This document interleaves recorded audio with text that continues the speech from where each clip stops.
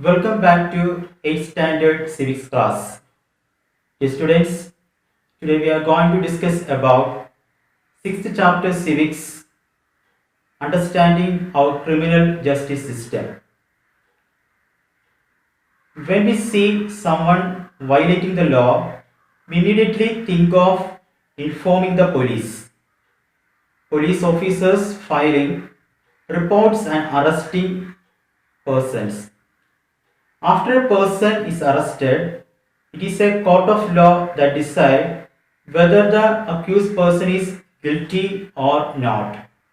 According to the Constitution, every individual charged of a crime has to be given a fair trial. Students, in this chapter, we will discuss about what is the role of the police in investigating a crime. We'll also learn the fundamental rights that are guaranteed to every arrested person in Article 22. We will discuss what is known as the DK Basu's guidelines. We'll also learn what is FIR. We will study what is the role of public prosecutor. We will also discuss what is the role of the judge. Dear students, listen carefully. Dear students, the first phase of our class will discuss what are the key players in the criminal justice system. The four key players in the criminal justice system are the police, the public prosecutor, the defense lawyer, and the judge. What is the role of police in investigating a crime? ഒരു കുറ്റാന്വേഷണത്തിൽ അല്ലെങ്കിൽ ഒരു case അന്വേഷിക്കുന്നതിൽ പോലീസിന്റെ role എന്താണ് അതിനെപ്പറ്റി നമുക്ക് പഠിക്കാം. One important function of the police is to investigate any complaint about commission of a crime.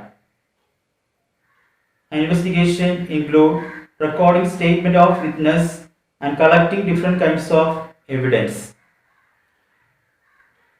ഒരു പരാതി കിട്ടിക്കഴിഞ്ഞാൽ അതിനെക്കുറിച്ച് അന്വേഷിക്കുക എന്നതാണ് പോലീസിന്റെ പ്രാഥമികമായിട്ടുള്ള ചുമതല. കേസ് അന്വേഷണമാണ് പോലീസിന്റെ പ്രധാന ചുമതല എന്നുള്ളത്. അതിന്റെ ആദ്യഘട്ടം എന്നുള്ളത് സാക്ഷികളുടെ സ്റ്റേറ്റ്മെന്റ് റെക്കോർഡ് ചെയ്യുക, വിവിധ തെളിവുകൾ ശേഖരിക്കുക എന്നതാണ്. On the basis of the investigation, the police are required to form an opinion. If the police think that the evidence points to the guilt of the accused person, then they file a charge sheet in the court. അന്വേഷണത്തിന്റെ അടിസ്ഥാനത്തിൽ police ഒരു തീരുമാനത്തിലെത്തുന്നു.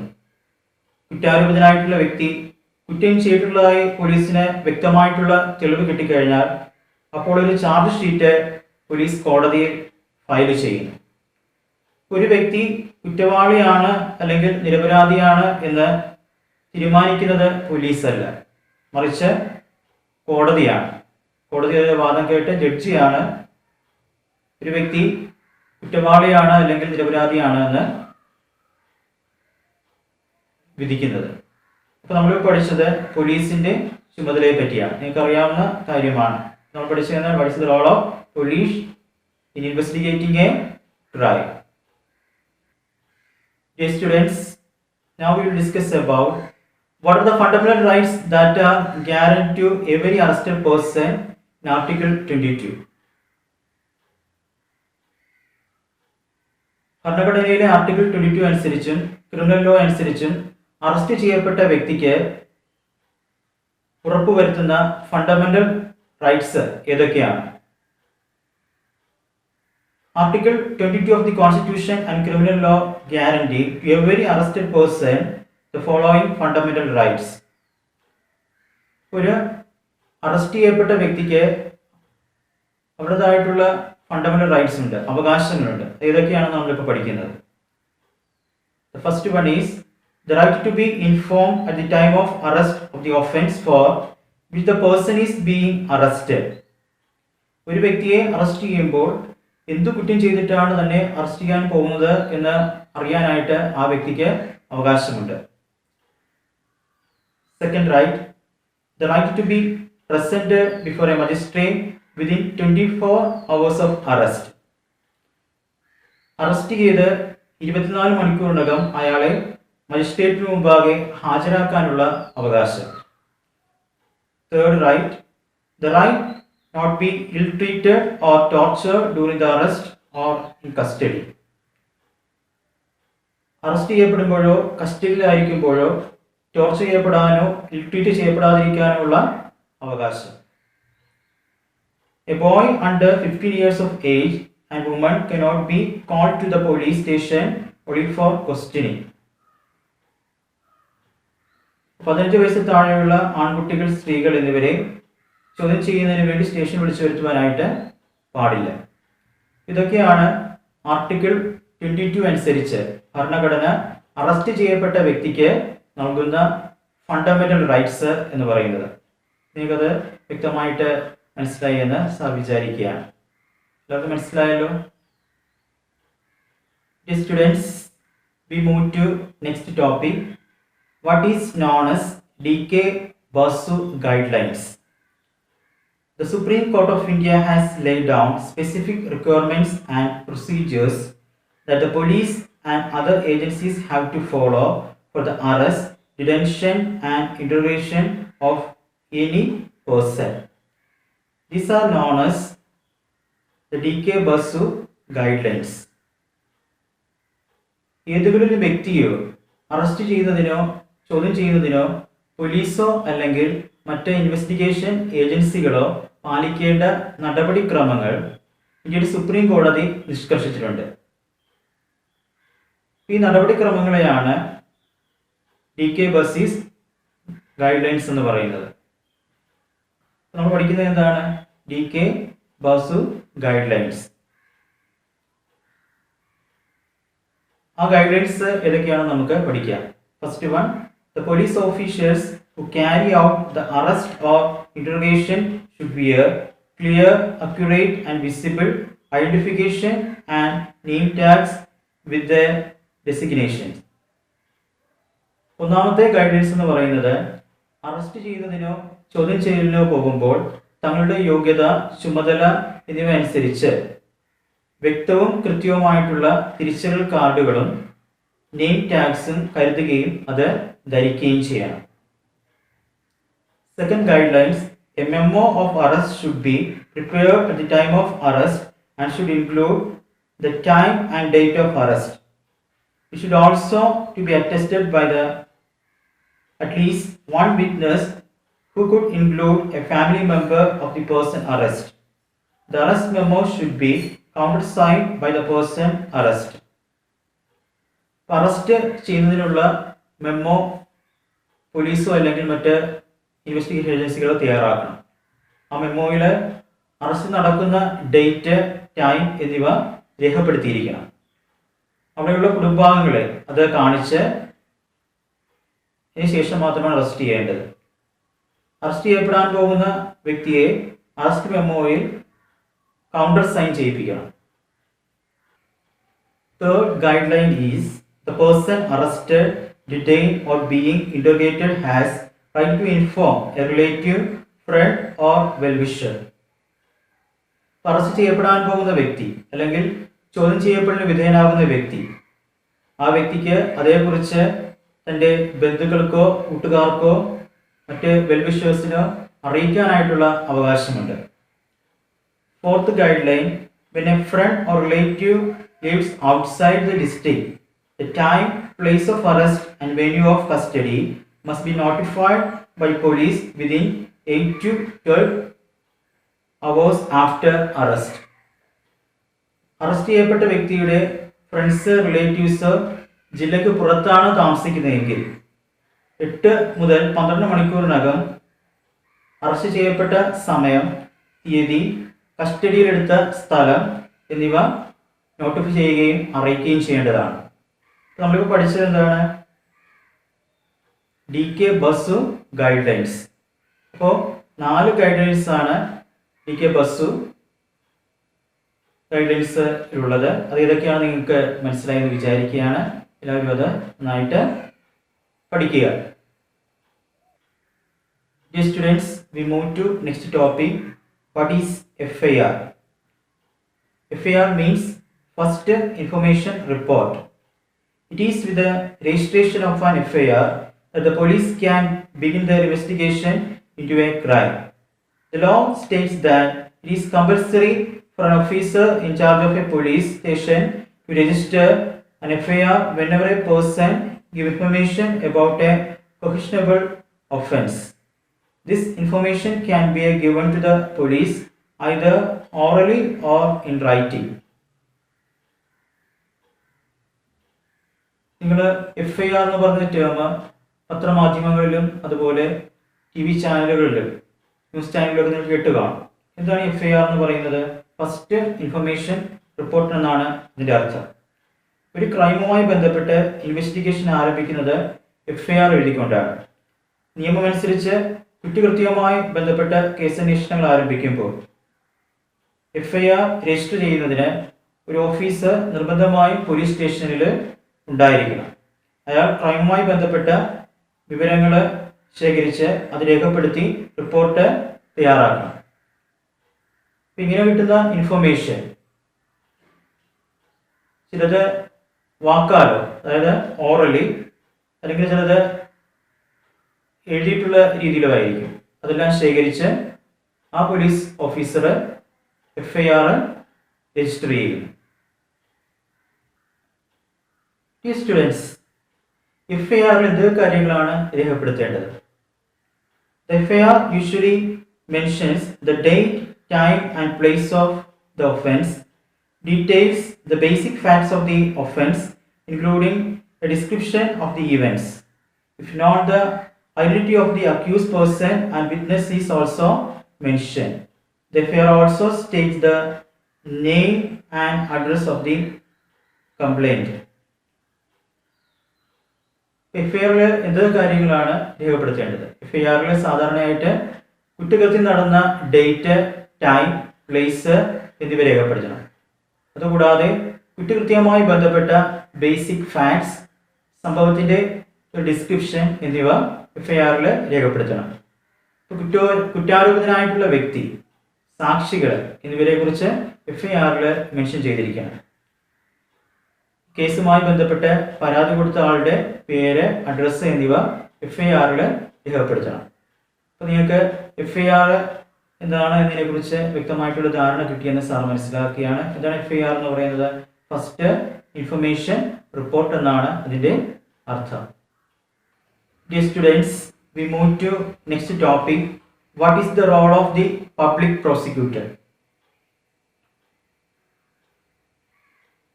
In court, it is the public prosecutor who represent the interest of the state. The role of the prosecutor begins once the police has conducted the investigation and filed the charge sheet in the court. നമ്മൾ പഠിക്കാനായിട്ട് പോകുന്നത് public പ്രോസിക്യൂട്ടറിൻ്റെ ചുമതല, അദ്ദേഹത്തിൻ്റെ പങ്ക് എന്താണെന്നതിനെ കുറിച്ചാണ്. Public പ്രോസിക്യൂട്ടറുടെ ചുമതല എന്ന് പറയുന്നത് കോടതി സ്റ്റേറ്റിനെ റെപ്രസെന്റ് ചെയ്ത് കേസുകൾ നടത്തുക എന്നതാണ്. ഗവൺമെന്റിന്റെ ഇൻട്രസ്റ്റ് അനുസരിച്ച് പ്രവർത്തിക്കുക എന്നുള്ളതാണ്, ഗവൺമെന്റ് കേസുകൾ നടത്തുക എന്നുള്ളതാണ് പബ്ലിക് പ്രോസിക്യൂട്ടറിന്റെ ധർമ്മം എന്ന് പറയുന്നത്. സർക്കാരിന് വേണ്ടി കേസ് നടത്തുന്ന അഭിഭാഷകൻ അല്ലെങ്കിൽ അഡ്വക്കേറ്റിനെയാണ് പബ്ലിക് പ്രോസിക്യൂട്ടർ എന്ന് പറയുന്നത്.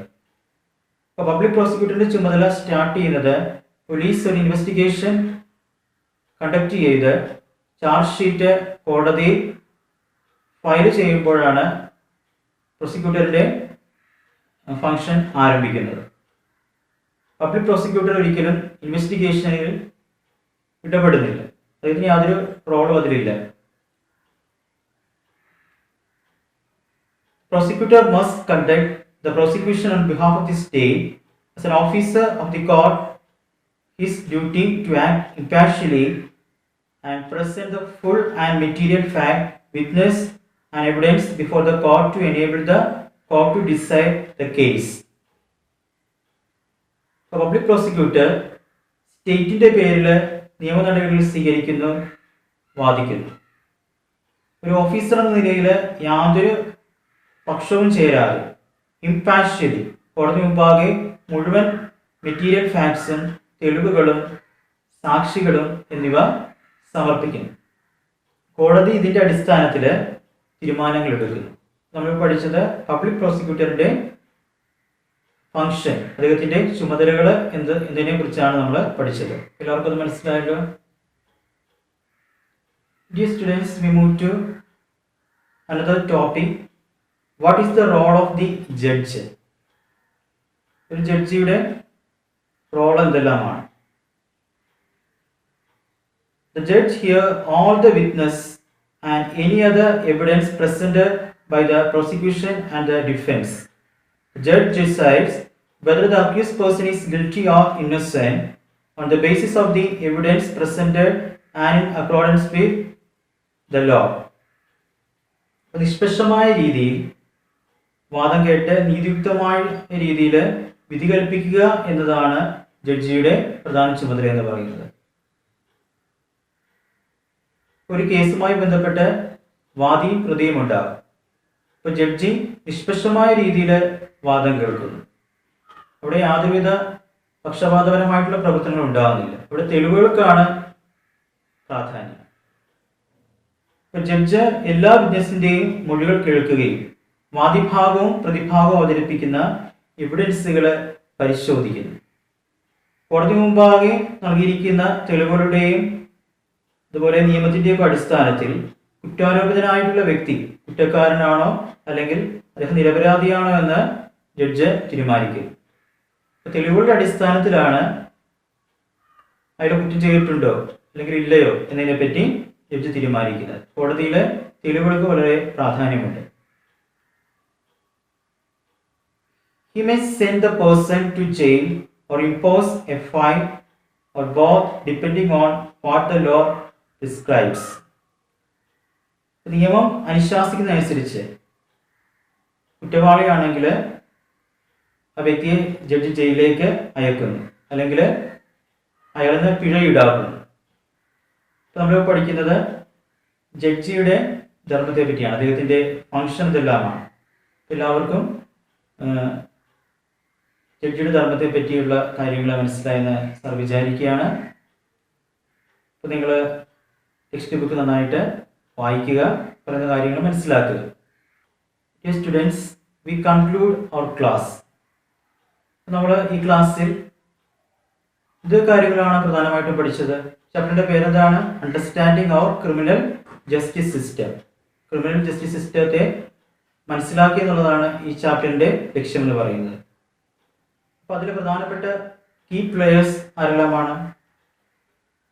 The police, the public prosecutor, the defence lawyer and the judge. അപ്പോൾ ഈ പറയുന്ന കീ പ്ലേയേഴ്സിൻ്റെ റോളിനെ പറ്റിയാണ് നമ്മൾ ഈ ചാപ്റ്ററിൽ വിശദമായിട്ട് പഠിക്കുന്നത്. അത് നമ്മൾ എന്താണ് പഠിച്ചത്? What is the role of the police investigating a crime. ഒരു കേസ് ഉണ്ടാകുമ്പോൾ അത് ആദ്യം അതിനെപ്പറ്റി അന്വേഷിക്കുന്നത് ആരാണ്? പോലീസ് ഉദ്യോഗസ്ഥരാണ്. ആ അക്രമം നടന്ന അല്ലെങ്കിൽ ക്രൈം നടന്ന പ്രദേശത്തെ പോലീസാണ് അതിനെപ്പറ്റി അന്വേഷിക്കുന്നത്. അവരെന്ത് ചെയ്യുന്നു? ആദ്യം ആ സ്ഥലം സന്ദർശിക്കുന്നു, FIR രജിസ്റ്റർ ചെയ്യുന്നു, പിന്നെ അന്വേഷണം ആരംഭിക്കുന്നു. അതുപോലെ നമ്മൾ പഠിച്ച മറ്റൊരു കാര്യമാണ് what are the fundamental rights that are guaranteed to every arrested person in Article 22. ഒരു അറസ്റ്റ് ചെയ്യപ്പെട്ട വ്യക്തിക്കും അതിൻ്റെതായിട്ടുള്ള ഫണ്ടമെന്റൽ റൈറ്റ്സ് ഉണ്ട്. അതാരാണ് ഗ്യാരണ്ടി ചെയ്യുന്നത്? നമ്മുടെ കോൺസ്റ്റിറ്റ്യൂഷനാണ് ഗ്യാരണ്ടി ചെയ്യുന്നത്. കോൺസ്റ്റിറ്റ്യൂഷനിൽ ആർട്ടിക്കിൾ 22 അനുസരിച്ച് അറസ്റ്റ് ചെയ്യപ്പെട്ട വ്യക്തിക്കും അതിൻ്റെതായിട്ടുള്ള ഫണ്ടമെന്റൽ റൈറ്റ്സ് ഉണ്ട്. ആ അവകാശങ്ങളെ പറ്റി വ്യക്തമായിട്ട് അത് നമ്മൾ പഠിച്ചു. അതുകൂടാതെ നമ്മൾ പഠിച്ച മറ്റൊരു കാര്യമാണ് what is known as DK first guide lines. അതിനെപ്പറ്റി നിങ്ങൾക്ക് വ്യക്തമായിട്ടുള്ള ധാരണ കിട്ടിയ സാർ മനസ്സിലായി. അതുപോലെ നമ്മൾ പഠിച്ച മറ്റൊരു കാര്യമാണ് what is FIR, first information report. We also discuss what is the role of the public prosecutor. Public പ്രോസിക്യൂട്ടറിൻ്റെ റോൾ, അദ്ദേഹത്തിൻ്റെ ധർമ്മങ്ങൾ എന്തൊക്കെയാണ് നമ്മൾ പഠിച്ചത്. അവസാനം നമ്മൾ പഠിച്ചത് എന്താണ്? What is the role of the judge. ഇപ്പോൾ ജഡ്ജ് നീതിയുക്തമായിട്ടും നിയമ അധിഷ്ഠിതമായിട്ടാണ് വിധി കൽപ്പിക്കുന്നത്. അദ്ദേഹം നിഷ്പക്ഷമായ രീതിയിൽ പ്രവർത്തിക്കണം, ആരുടെയും സ്വാധീനങ്ങൾക്ക് വഴങ്ങാനായിട്ട് പാടില്ല. അപ്പോൾ അദ്ദേഹം വാദിഭാഗത്തിൻ്റെയും പ്രതിഭാഗത്തിൻ്റെയും അവരെ കേൾക്കുകയും തെളിവുകളുടെ അടിസ്ഥാനത്തിൽ വിധി കൽപ്പിക്കുകയും ചെയ്യുന്നു. ഈ കാര്യങ്ങളെപ്പറ്റി കുട്ടികളായിട്ടുള്ള നിങ്ങൾക്ക് വ്യക്തമായിട്ടുള്ള അറിവ് ലഭിക്കണം എന്ന് ഉദ്ദേശിച്ചുകൊണ്ടാണ് ഈ ചാപ്റ്റർ നിങ്ങൾക്ക് പഠിക്കാനായിട്ട് തന്നിരിക്കുന്നത്. അപ്പോൾ ഈ പറയുന്ന കാര്യങ്ങൾ നിങ്ങൾ ടെക്സ്റ്റ് ബുക്ക് നന്നായിട്ട് വായിക്കണം, മനസ്സിലാക്കണം. ഇതിനുശേഷം തരുന്ന നോട്ട് ഭംഗിയായിട്ട് നോട്ട്ബുക്കിൽ എഴുതണം, അത് പഠിക്കണം. എല്ലാവരും പഠിച്ച നല്ല വ്യക്തികളായിട്ട് മാറണം. എല്ലാവർക്കും നല്ലൊരു ദിവസം ആശംസിക്കുന്നു. Thank you.